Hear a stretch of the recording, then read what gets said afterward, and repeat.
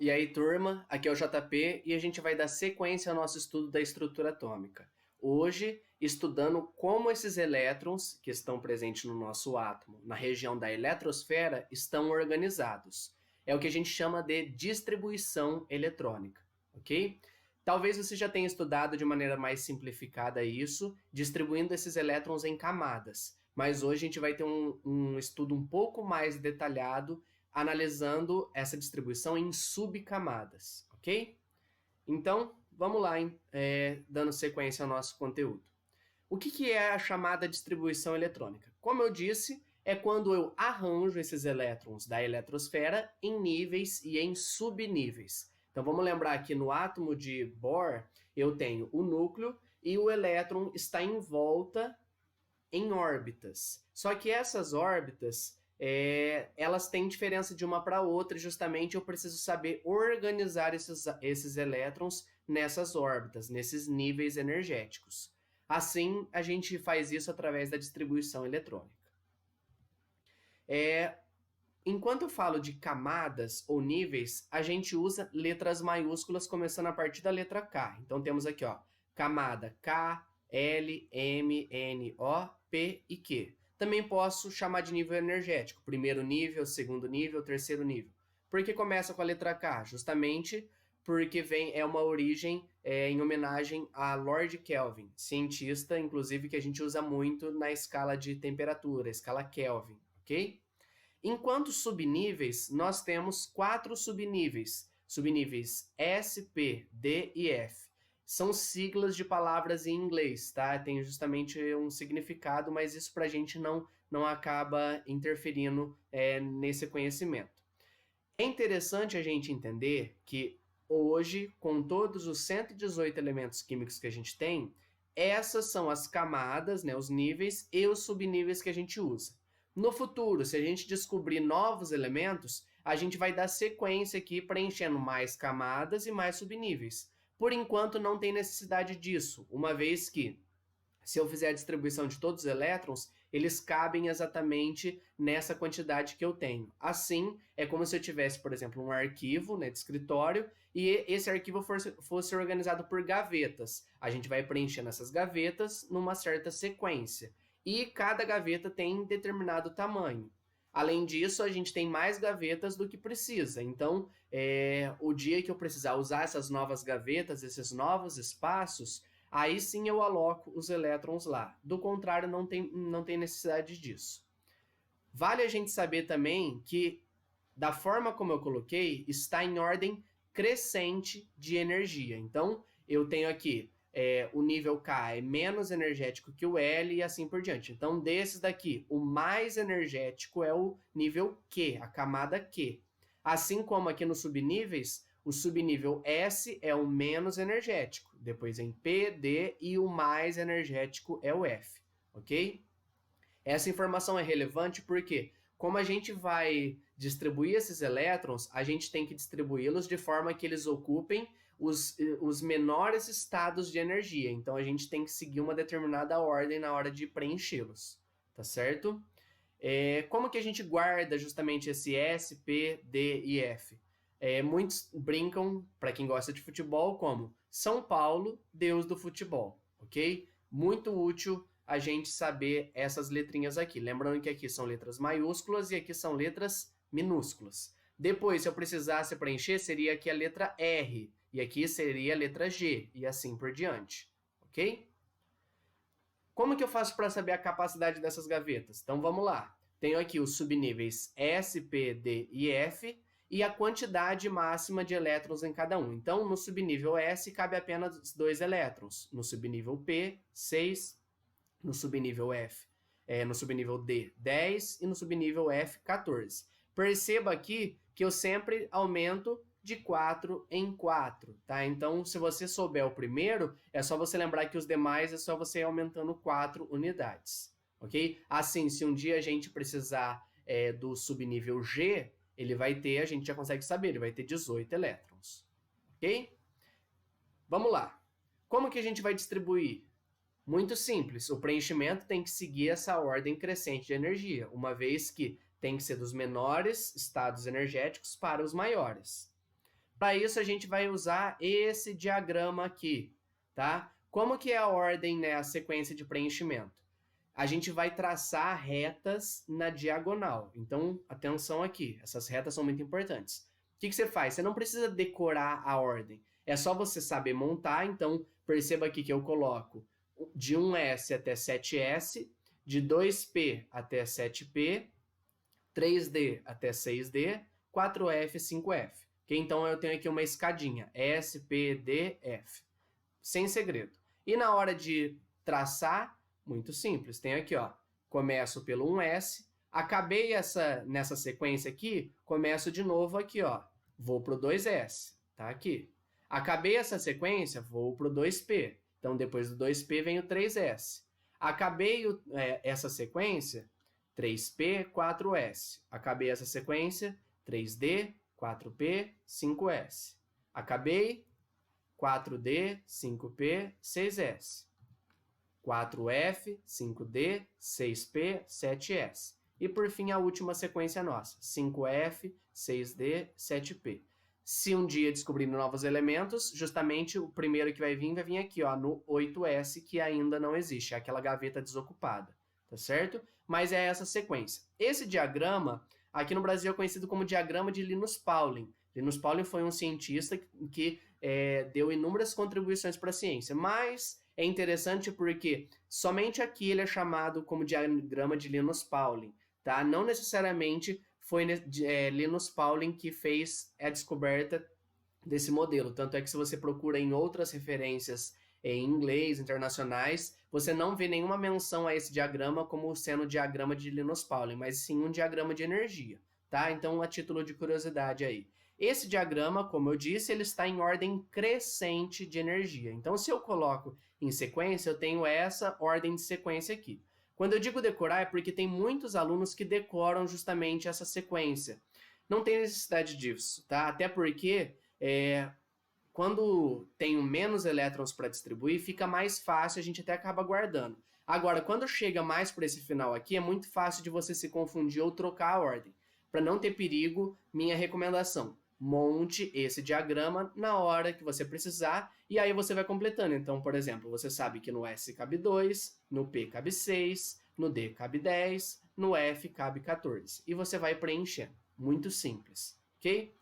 Um exemplo de como isso pode aparecer. Ele te dá o alumínio e pede para você fazer a distribuição eletrônica desses 13 elétrons. Lembra que aqui 13 é o número atômico, é o número de prótons, mas como está neutro, eu tenho também 13 elétrons. Então, se eu vou distribuir, eu tenho 1s2, 2s2, 2p6, 3s2, 3p1. Por que eu coloquei em cores diferentes?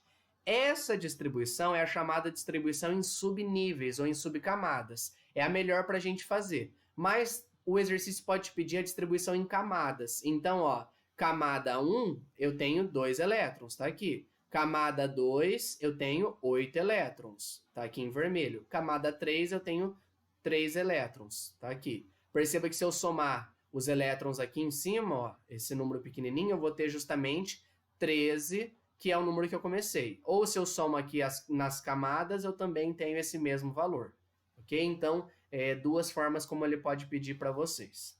Agora vamos a uns conceitos importantes que a gente vai usar.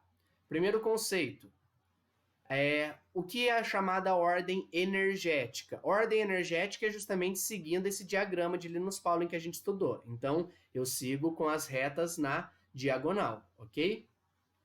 Pode pedir também uma chamada ordem geométrica. O que significa isso? É uma ordem de distanciamento do núcleo. É menos comum aparecer isso para vocês, mas pode aparecer.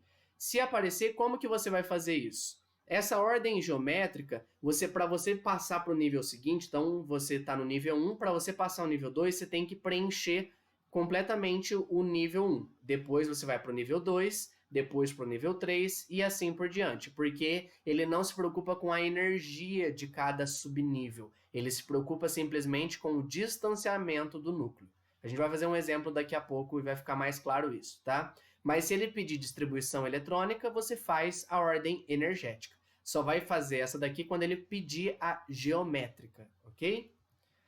O que significa essa notação 2p5, por exemplo? Então, o número grandão, que está em verde, refere-se ao nível, ou à camada. Então, esse é o segundo nível, camada começando no K, essa é a camada L, ok? KL.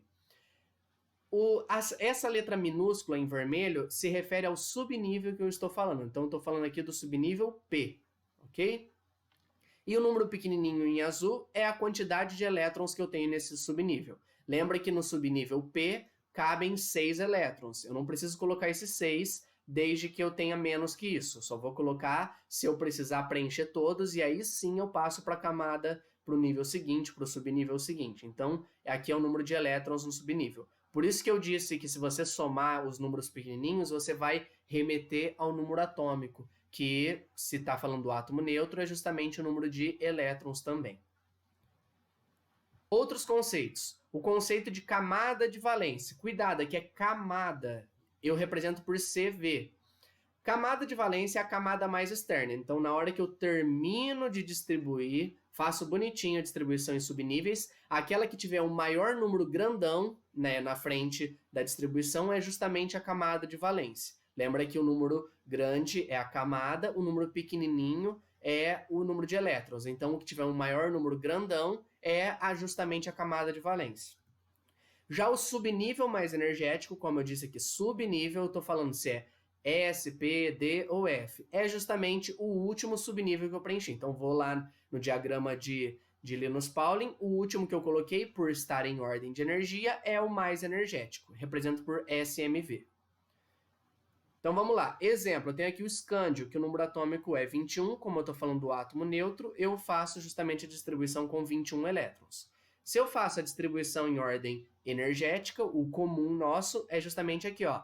1s2, 2s2, 2p6, 3s2, 3p6, 4s2, 3d1. Se eu somar aqui, ó, 2, 2, 4, com 6, 10, 12, 18, 20, 21. Cheguei exatamente no número 21 aqui. Dica, sempre que eu chegar no 4s2, eu já estou em 20. Depois o próximo seria 3d10, que é 30, né? 3d10, 3 vezes 10 dá 30. Eu tenho os 30 elétrons quando eu completo o 3d10.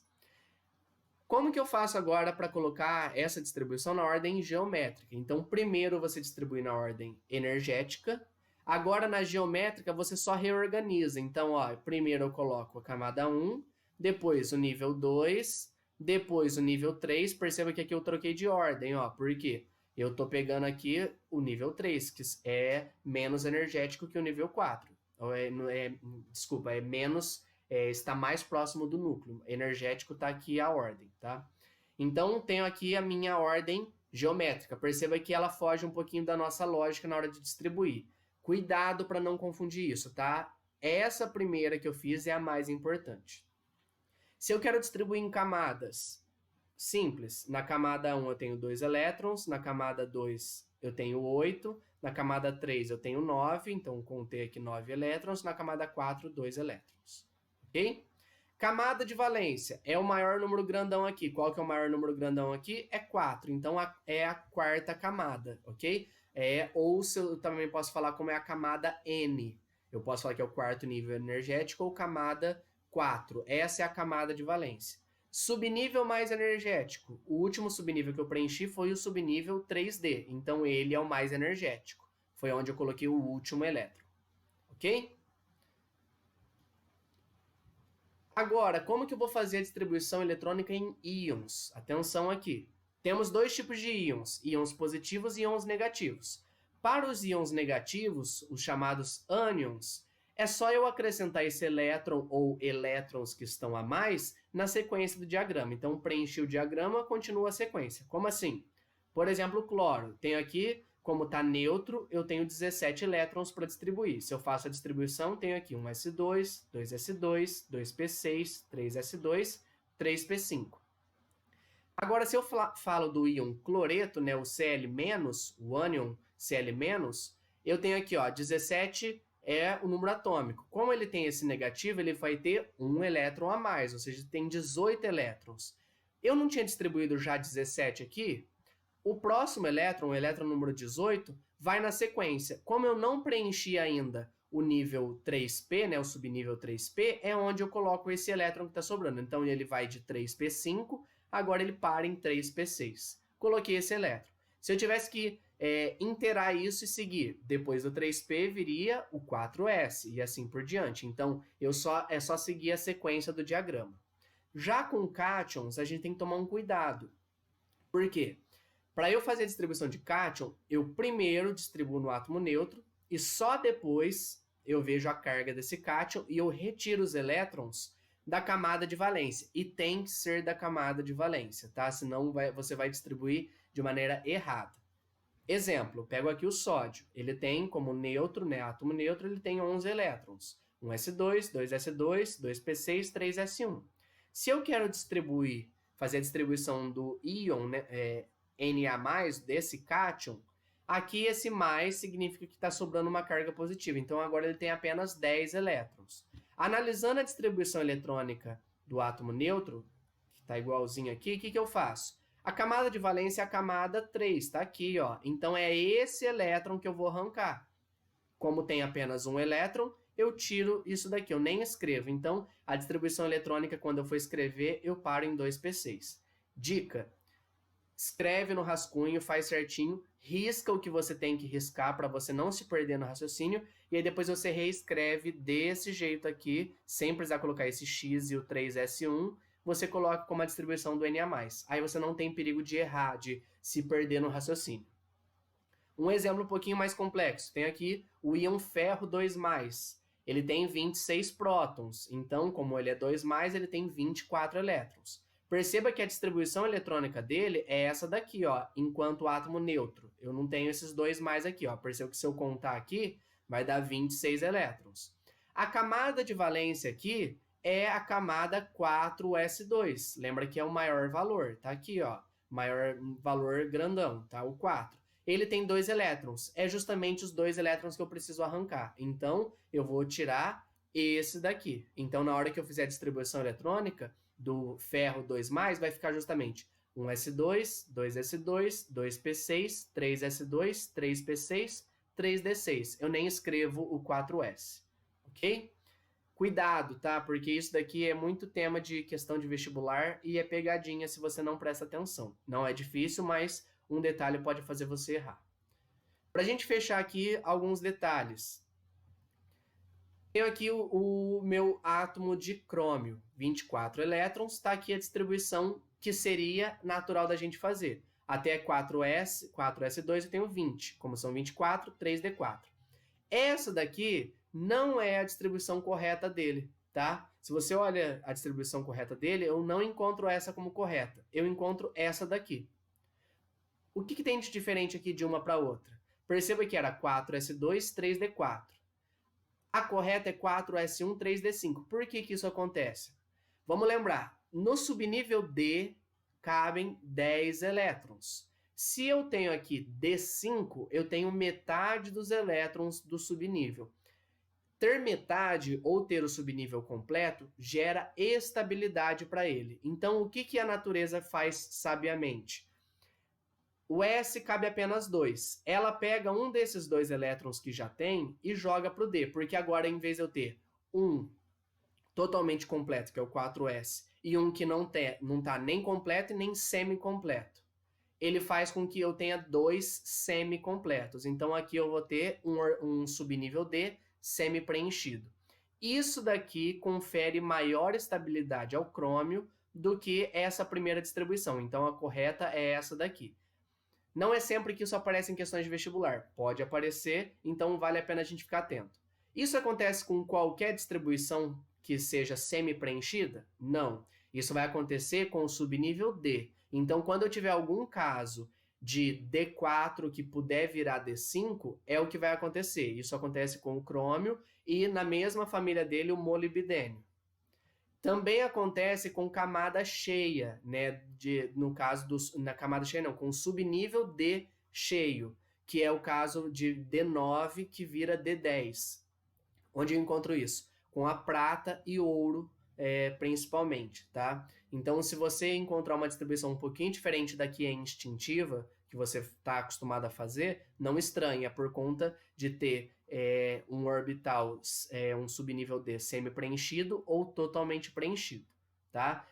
Isso daqui é um detalhe bem de aprofundamento, não é comum aparecer isso, mas caso apareça, você já vai estar preparado para isso, tá? Então, somente com subnível D isso aparece, não se preocupe com outros casos, ok?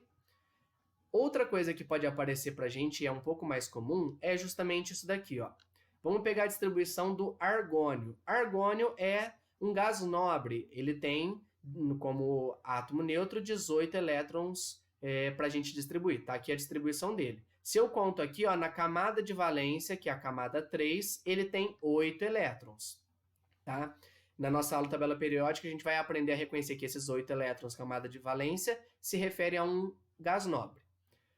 Por quê? Eu tenho que contar 3s com 3p, é tudo camada 3. Então, eu tenho que somar essas duas quantidades de elétrons para saber quantos elétrons na camada de valência. Exercício vira e mexe pede isso. Ele pede a distribuição e pergunta, quantos elétrons na camada de valência? Eu reconheço qual que é a camada. Lembra que camada é o maior número da frente. Como eu tenho aqui, o maior número é 3, eu tenho que somar todos os elétrons que tem esse 3 aqui na frente.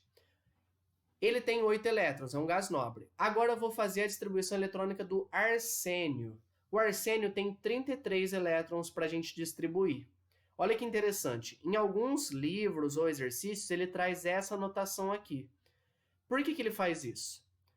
Até aqui ele resume, ele simplifica, encaixando toda a distribuição do argônio, ele troca, em vez de colocar tudo isso, ele só escreve aqui entre colchetes AR.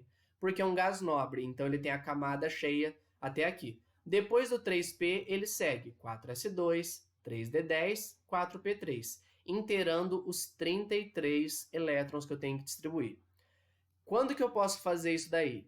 Quando eu tiver um certo elemento que for muito grande para poder distribuir, e aí eu posso pegar o gás nobre anterior e dar sequência a partir do gás nobre.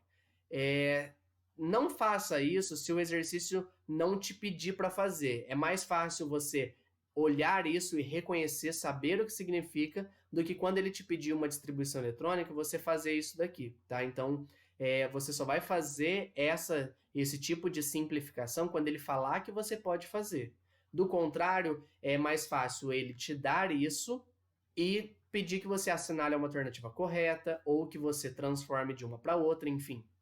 Mas saber reconhecer o que isso significa. Então, como eu disse, você vai pegar a configuração do gás nobre mais próximo, ou seja, daquele que eu já passei na distribuição, e eu sigo a partir do gás nobre até chegar no meu elemento. No caso aqui, eu segui a partir do argônio para chegar no arsênio, ok? Fechamos aqui a nossa aula de distribuição eletrônica. Melhor jeito de treinar isso com exercícios. É isso que a gente faz agora. Até a próxima. Tchau, tchau.